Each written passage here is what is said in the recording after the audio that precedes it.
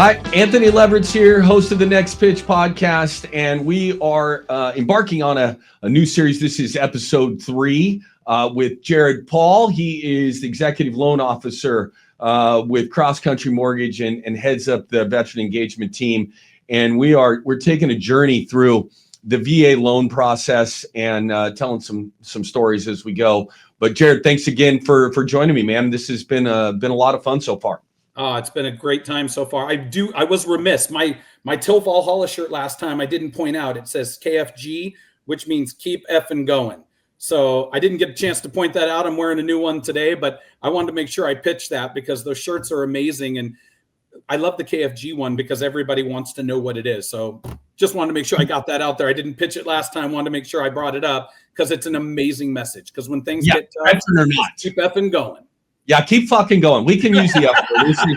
It's all right. We don't want to be too PC, but we don't need to swear all the time. But having a little I read somewhere that people who use the F words IQ is higher. So I attempt to get as many of them out as I possibly can during the day. But we don't want to. I want to thank you for using the F word first and not the veteran using it first. You just made me look even sadder. Well, come on, I got to start using more cuss words to keep up with you. No, man, I'm a former college basketball coach. We know how to. We unfortunately we know how to use those words in all sorts of different ways. But all right, let's dive in here. Object of the preposition. That's right.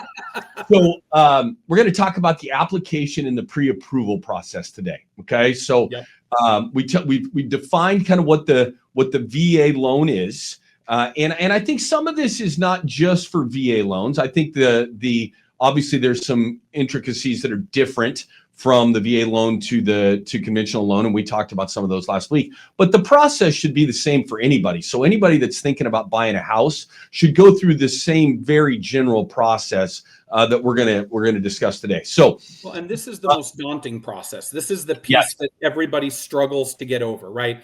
They'll talk to a couple of people, but then you start talking to them about filling out an application or talking to the loan advisor and providing paperwork. It kind of freaks everybody out. So the goal is to give you some confidence that there's an easy way to do it and a difficult way to do it, but to help you get over that hump of being afraid of the moment. How do I get started? That's what I want to know. I'm sitting at home right now. I want to buy a house. I'm thinking about buying a house. How do I get started? So the first thing's a conversation, right? And that conversation can go in person. You can do it through a Zoom call, or you can do it over the phone. And I find today, most people just prefer a phone call or a Zoom call, right? We live in a world where everybody's super busy. Meeting face-to-face can be difficult. I've had a few clients that like it, but most people want to have a Zoom call or a phone call at a time that's convenient for them. It's hard to waste 3 hours of your time. That being said, the conversation's the first thing because the loan officer or the loan advisor has to get your story. And once we have your story, then we can advise you. If we're just throwing numbers at you and random information and it may not apply to, it'd be like me talking about a VA loan with somebody who doesn't have VA benefits. I have to know that piece of the story. So the conversation is the first thing. Once you have the conversation, the loan advisor should then be able to provide you some basic information about whether or not you're in a position to buy today. And if that is your goal and it meets your goal, or if we need to put a plan in place to maybe repair some credit or save up some money, those types of things. And that phone call can take 5 or 10 minutes to really get you a good idea. The next step is the step that everybody always balks at, which is the application and the paperwork piece. Let me ask you a quick question on this. That conversation, should I talk to more than one loan officer? Like, should I go, unless I'm just calling you, right? And I know you're really good at what you do, but I'm somewhere in a state that you're not licensed in. And I'm just a general part of the population. I'm either veteran or non-veteran. Should I talk to multiple people before I make a decision of who I'm going to work with? I would say yes. There's most of the time, yes, sometimes no. I have people that call me. We connect really well. They were a referral from somebody, so they've got some experience with me. So they've gotten the feedback that I am worthy of their trust and that I will continue to earn it. But you should always go talk to multiple people if you don't feel like you're making a connection. And even if you feel like you make a slight connection with an LO, don't be afraid to call another person because that person might explain it a different way. I'm not the loan officer for absolutely everybody. I don't necessarily speak a way that everybody likes. Some people want to talk to somebody that might talk in a different way, have a softer voice. I am loud as HE double hockey sticks. I typically don't need a microphone, even though I've got one here today. But make sure you find somebody you connect with. Make sure that they feel trustworthy to you, but also make sure that they're willing to continue to earn your trust, and they don't just expect you to sign stuff without continuing to provide you education and information. Okay, how do I fill it out? Can I do this over the phone? Can I do it via Zoom? Is it mostly online? How do I fill out the application? It's completely the choice of you as the client, right? There's the client is always right mindset to this business for me. What works best for you? Most of my clients like me to send them a link. They fill out the link, and then we set a follow-up call. That's an online process. But probably 25% of my clients want to do it while they're on the phone, or they want to do it while we're on a Zoom call and I can fill out the application for them. The benefit of me filling out the application is if you are a little bit tech challenged, I can help overcome a lot of those obstacles because I know the system. I work in it every day. If you feel a little bit of concern about the tech part of it and you don't feel you're tech savvy and you always get frustrated, then give me a call. The other thing, if you're doing the application on your phone, I have bad eyesight. My eyes don't work that great for small things on a phone. If you only have options of doing it on the phone, call me and we'll do it over the phone instead of you doing it on your phone. It just gets too frustrating. It's too damn small. So what kind of documentation would I need to have with me to fill out the application? Do I need anything up front? The pay stubs, my W-2s, like that kind of stuff? Is it going to ask me to put those in, or am I just going to estimate my income as I go through that application process? So on the application itself, you can just estimate, right? But I am going to ask you to document all of that information. What documents I ask for will be 100% based on what you put on the application and what we talked about on your initial consult or your initial evaluation. If you're a W-2 employee, we're typically going to need to prove your employment, right? So I need 2-year history of W-2s and a current pay stub or a couple of current pay stubs, right? If you're self-employed, it's a whole different ballgame. If you're self-employed, I'm going to need tax returns. And if you have a corporation, I'm going to need that. So depending on your income source will determine what type of documentation I ask you for. There's also a misnomer on this topic that you have to have 2 years of employment in the same line of work. That's not really accurate. You have to have a 2-year employment history. If you're self-employed, it does have to be in the same line of work because you have what we call variable income, meaning it can change. But if you're a W-2 employee that works 40 hours a week at $20 an hour, makes $800 a week, as long as you have a 2-year work history, we can typically use that income. And it doesn't matter if you've changed the field that you're in, as long as you've stayed as a standard W-2 employee. Other things that we're going to need. Oh, go ahead. Oh, I was going to ask, does it matter? I'm married, right? So Yep. Obviously if I'm single, I'm the only person that fills out the application, right? Unless I'm going to get a cosigner. We're going to talk about that at a different time. But what about if I'm married? Do we need to fill out separate applications, or do we just do our information inside that application jointly? You do it jointly at the same time. And depending on both of your stories, now I'm going to ask you both for income documentation, anything else that's pertinent to your story. If you're married, we're always going to try and ask you to add your spouse to it. And there's a couple of reasons. One, to see if you can qualify for more and meet the goals. Maybe you don't qualify individually. And on government loans, we do have to take into account debts of a spouse that aren't on the application. So having them on the application initially is always the most beneficial. If we need to remove them down the line because they're not needed, or maybe they are hindering the process because of some credit issues, we can always adapt accordingly. So provide me the most information so that I can provide you the most opportunities or options back.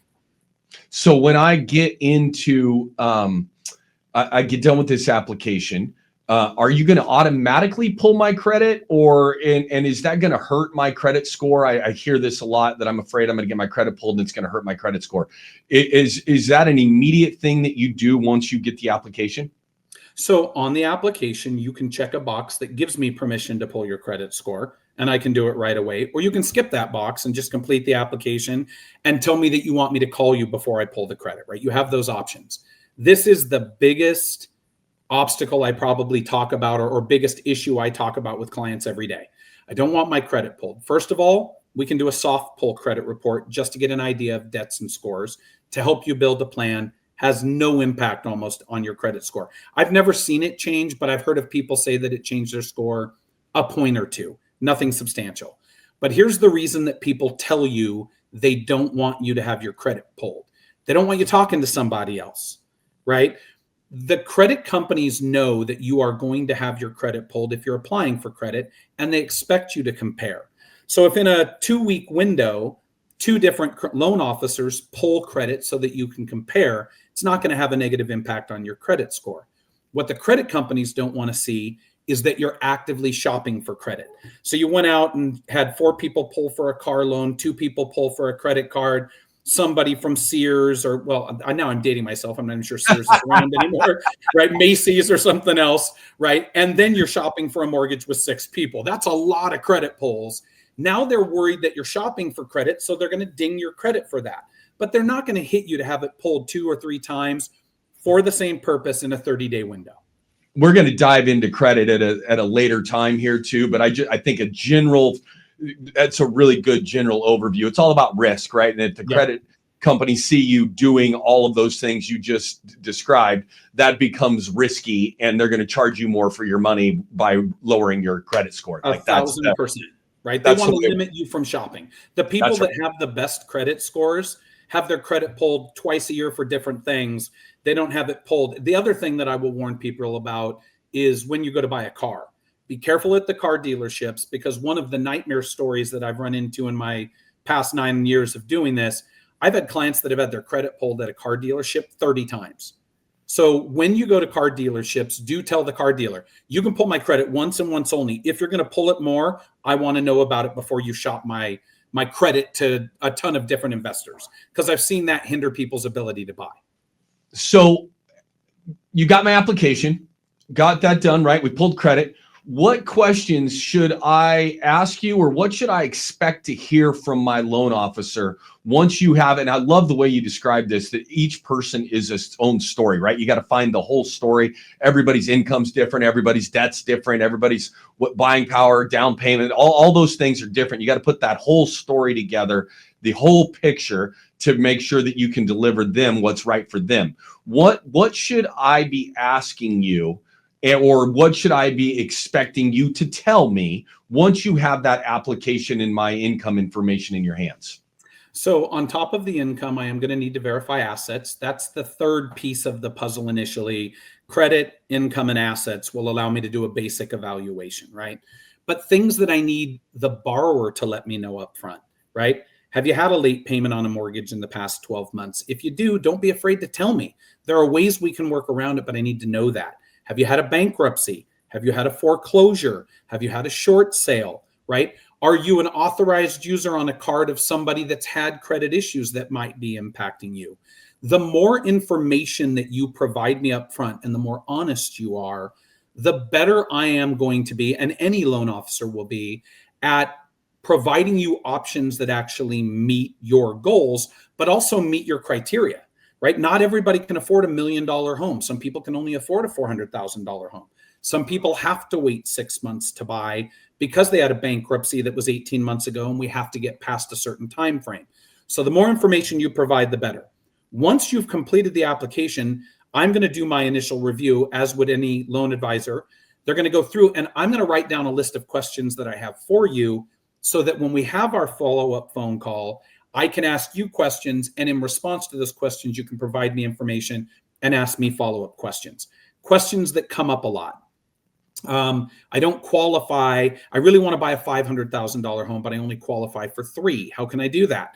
There are alternative methods that we can go through, adding somebody else to the loan, non-occupant co-borrowers, again, stuff that we will get into down the line. But me having all the info and me asking all the right questions in response to that info, and you following up, will put in place a plan that we can build that tells you you're ready to buy today, or we've got to wait 6 months, or sometimes we have to wait 2 years. But at least you're going to get an honest response and not spend a ton of time talking to 15 different people telling you different things. Yeah, and here's the thing I'll add to that. You're never going to know the information if you don't apply, right? So just don't be afraid to go through the application process. If you have any inkling at all that you want to buy a home, making sure that you start that process so that you can get all the information for yourself. And as you mentioned, good loan officers, yeah, we'd love to get you in a home 30 days from the day you apply. But what we really want is for you to buy a house someday. And if whether that's 6 months, a year, 2 years down the road, helping you get on a plan to understand how you're going to make that happen is part of what you do on a daily basis. Yeah, it's changing your family's net worth, and that doesn't always happen today, right? Sometimes you have to be in the right position, or the market has to react appropriately for it to be the right time for you. It's my job to give you the information to make that decision. Okay, so what's the difference between pre-qual and pre-approval? So I go through the application process, and I think I'm pre-qualified or pre-approved. What is the difference there? So that's a really loaded question on two fronts, right? So first of all, we live in a world today where realtors won't even take you out to show you homes, and listing agents won't let you see homes until they have either a pre-qualification or a pre-approval letter. So this isn't something 20 years ago that was commonplace. It's almost guaranteed that you're going to have a pre-qualification or a pre-approval to go see homes. The difference between them is important. A pre-qualification is you filled out an application and you've told me what your information is, and I tell you you're qualified. It's not really worth that much, but I can give it to you because I've got 24 years experience in the business, 9 as a loan advisor. I can pretty comfortably tell you whether or not you can qualify for a loan. Based on the information you provided. Correct. Based on just the info you've provided. I haven't verified anything yet. The reason the app and the pre-approval part is important is now I'm taking all of your data, all of your information, I'm verifying it, and I'm going to send it into an underwriter who's going to pre-approve your loan. This is important for a couple of reasons. One, on the other side of the transaction, the listing agent, if they have a pre-qual, they look at that different than they look at a pre-approval. A pre-approval says the underwriter's done everything, verified your income, your credit, your assets, you're fully approved. All we got to do now is look for the right property that fits your family's goals and needs. A pre-qual means somebody talked to you about a loan file or opportunities to buy, and that's all they've done. So the industry has gotten smarter, and I like to say a pre-qualification isn't worth the napkin it's written on because it's just info. I can give you that info, but as your loan advisor, I would much prefer that I go through the whole process and give you a pre-approval so that you can have the confidence of knowing you're actually approved. It makes your offer more competitive, and it guarantees that we are likely going to get you into a home. And once I have that pre-approval letter, I can start shopping. You can start shopping and connect me with your realtor, right? Because one of the things that I should do is more than just provide you a pre-approval. If you're out making offers, I'm going to actually call the listing agent when you make an offer and let them know what a pre-approval means. Let them know the realtor's expertise in the market. Let them know my expertise. So the pre-approval is the next logical step for you to know you should be shopping, but realize that that doesn't end my responsibility to you. I'm still going to work hand in hand with your realtor and anybody else that you need me to make sure that we get you an accepted contract. And none of that can happen, I'm going to reiterate, unless you fill out the application.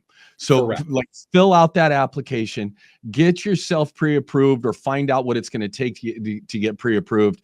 And that's the beginning of the journey for everything that's going to come for you. And everybody worries about that it commits you to me. I still have to earn it. Everybody worries about there's cost associated with it. There is no cost to you. I have never charged a client a penny to get pre-qualified or pre-approved. And I have some that don't go with me, right? I have some that get pre-qualified and they have a brother or a sister that's a loan officer that couldn't do it that day. Or they have somebody that they know in their family that's a realtor that has their own lender they want them to use. There should be no cost for you to do it. The fear is getting over the story. And the people that struggle the most with it are people that, one, haven't done it before, or two, they're worried that their credit's not good enough, right? They went to Credit Karma and the credit score said it was 620 and they don't think that's good enough. Let the loan advisor tell you that. right? You don't hire somebody who's not an electrician to wire your house, right? You're talking about buying what's likely your biggest asset and your biggest purchase in your lifetime. Make sure you're talking to somebody who knows what that is and knows how to advise you accordingly. Okay, it's a great place to end that one today. We're going to dive into some terms in the next episode. I was going to do that today, but I think we got enough in here. I feel like this was enough meat on this bone for today about the application process. Yeah, it is a lot. In the next one, we'll dive into some of the terms that come once I get that application in front of me and I'm talking to my loan officer. Jared, one of the things, and we're going to talk about this every single time, I love about you and what you do is your commitment to philanthropy. You've talked about Till Valhalla and the shirts that you're going to wear in all of these episodes, but you also donate a portion of your proceeds from all of the money that you make from as a loan officer from working with vets back to charitable organizations, and we want to highlight those organizations. Who do you want to highlight today as an organization that you're proud to work with? So we work with wounded warriors and disabled American vets a lot, but the one that I want to talk about today isn't veteran specific. It's about giving back to our local communities. So schools, especially for people in Arizona that don't know this, and we need to look deeper into this in other states, but here in Arizona, if you donate $400 to public schools a year, the state of California gives you every penny of that back, right? You don't end up actually paying that. You have to have the $400 up front to give. You'll get it back on your taxes. But our schools, my kids just graduated school or are in college today, but graduated high school. And I have nephews and nieces that are in schools. And schools are tremendously underfunded. You know, the teachers need supplies. The teachers need help. So the organization that I want to encourage you to talk to today is go to your local schools where your kids are, talk to the principal, talk to the PTA, get involved.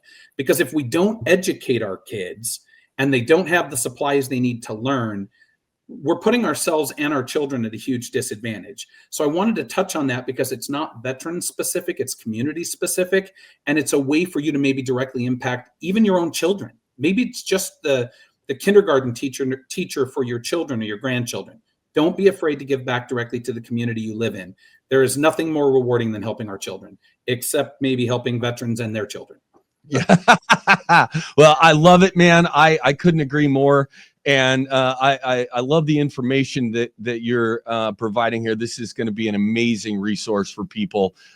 If you like what we're doing, share this episode with a friend. Best way to spread the word about a podcast is by sharing it with a friend. And so if you like what Jared and I are putting out in front of you, please share it. And we're going to keep going down this journey. Next time, we're going to talk about some terms related to mortgage and see if we can keep this thing rolling. Jared, thank you so much for doing this, man. It's 1,000% my pleasure. There is nothing that I do more important every day than try and help people build generational wealth.